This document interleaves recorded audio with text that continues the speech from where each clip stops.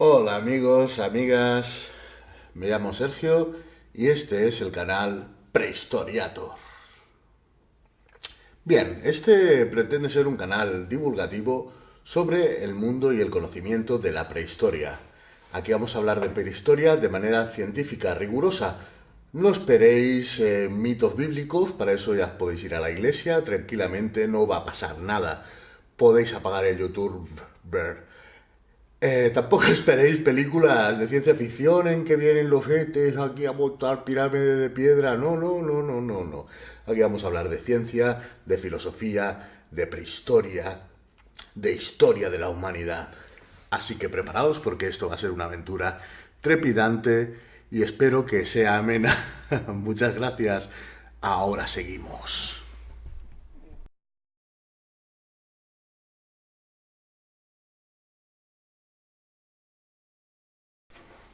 ¿Aún estáis ahí?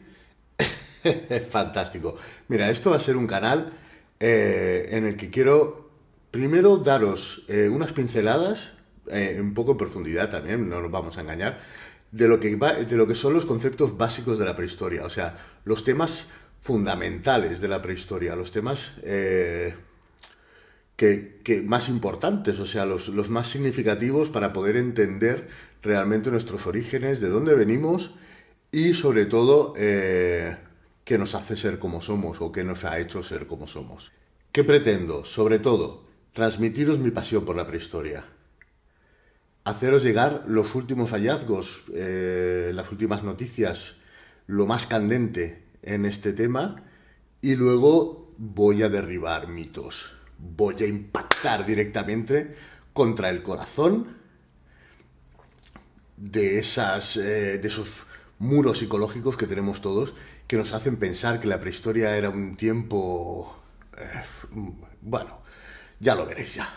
El estudio de la prehistoria en la actualidad abarca un montón, un sinfín de disciplinas que algunas pues no tienen nada que ver con la prehistoria, pero sí utilizan para conocer ciertos aspectos de la prehistoria. Así que no os extrañéis si hablamos de ciencia, de ciencias puras, de ciencias sociales, de filosofía. Os vais a hartar. Así que empezaremos pues con lo más básico, ¿no? ¿Qué es la prehistoria? Bien, la prehistoria normalmente se entiende, y os lo habrán explicado en el colegio, en el instituto, en la universidad, como el periodo de tiempo que abarca la historia de la humanidad en la que no hay textos escritos, en la que no existía la escritura. Por tanto, es un mucho tiempo, para empezar, es mucho tiempo. Y ya os adelanto que a mí esa definición exactamente no me gusta. ¿Por qué? Porque durante miles de años coexistieron en la Tierra diferentes sociedades humanas. Algunas escribían y otras no. Por tanto, ¿podemos encuadrarlas todas dentro de la historia si aquellas escribían, estas no? Es un lío. Yo tiraría por otra línea. Yo creo que la prehistoria es un periodo de tiempo que tiene su fin. Y tiene su fin, para mí, esto es mi opinión, tiene su fin en el inicio del sistema de subsistencia basado en la producción de los alimentos. Ahí lo dejo y pensarlo un poquito porque creo que es mucho más importante que la escritura. La escritura fue importante, pero fue una consecuencia de precisamente de este cambio en el sistema productivo que trajo infinidad de cambios, pero esto lo veremos más adelante. Vamos a empezar por el principio. Mira, con la conciencia, o sea, pensándolo así duro, fuerte, de que hay una historia remota que está por descubrir, el estudio de la prehistoria realmente empieza en el siglo XIX. Pero históricamente eh, ponemos la base de nuestro conocimiento actual, científico, en lo que vendría a ser el Renacimiento, que es una época en la que los eruditos de entonces hicieron una cosa muy importante, que fue transcribir, traducir todas las obras de los autores clásicos grecorromanos, grecolatinos, a los diferentes idiomas que andurreaban por Europa. Y esto, pues, evidentemente trajo una expansión de ese conocimiento y, lo más importante, las ganas de aprender más. Ya en muchas de estas obras clásicas, los autores describen a su manera lo que ellos entendían, bueno, lo que era una transición entre diferentes momentos arcaicos de la historia. O sea, y ellos siempre lo encuadraban con lo clásico, lo más clásico de todo, que es que luego veremos, ¿no?, cómo se plasma y cómo llega hasta nuestros días. Pero esta transición que se define básicamente como pasar de la edad de piedra a la edad del bronce y de la edad del bronce a la edad del hierro. Esto, los autores clásicos, sobre todo los autores griegos, ya lo intuían hard. Pero eso sí, ninguna de las obras de estos autores antiguos, greco-latinos, relacionaban artefactos en sitios con esa transición o esa historia que ellos sabían que había habido, que había existido ya previamente a ellos. Que había existido. Así pues, Lucrecio, en su obra Natura Rerum, dice: las primeras armas fueron los dientes y las uñas, después las piedras y el fuego. Más adelante se inventó el bronce y el hierro, siendo el bronce primero y posteriormente el hierro. O algo así, ¿eh?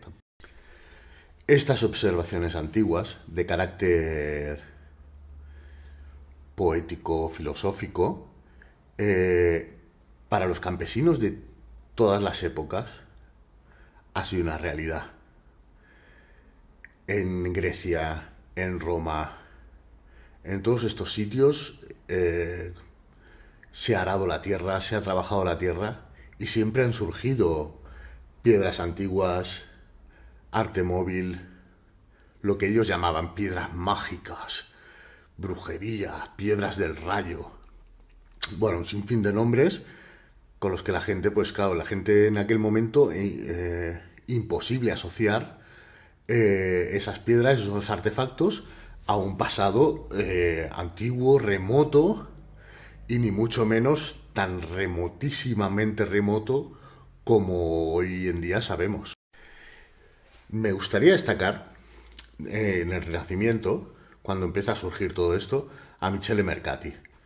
Michele Mercati fue un erudito botánico de los jardines del Vaticano, filósofo, coleccionista de fósiles, etcétera. Un tío muy listo, estaba familiarizado con, bueno, por su nivel de estudios, su nivel académico, estaba familiarizado con el Antiguo Testamento y con las obras clásicas. Pero Michele Mercati sabe perfectamente que esos artefactos que se van hallando en ciertos sitios no tienen nada que ver con la magia, no tienen nada que ver con el paganismo, y que no tiene un origen celestial. Básicamente, él sabe perfectamente, entiende que ahí detrás esas piezas esconden un pasado remoto que a él le gustaría estudiar, y que de hecho lo hace. ¿Y cómo lo hace? Pues lo hace en su libro La Metaloteca, que es un libro en el que intenta explicar pues el origen de estos artefactos, de estas piedras, su origen y su forma de fabricación también, y su fabricación la intenta explicar. Michele Mercati es una persona que más tarde, en todas estas cortes ¿no? Sobre todo de Francia, que estaban súper influenciadas por el Renacimiento italiano, pues empieza a ser estudiado y se empieza a expandir su conocimiento. Michele Mercati, además, es el primero que sospecha que, o sea, que relaciona ese hallazgo de instrumentos líticos, en su mayoría, con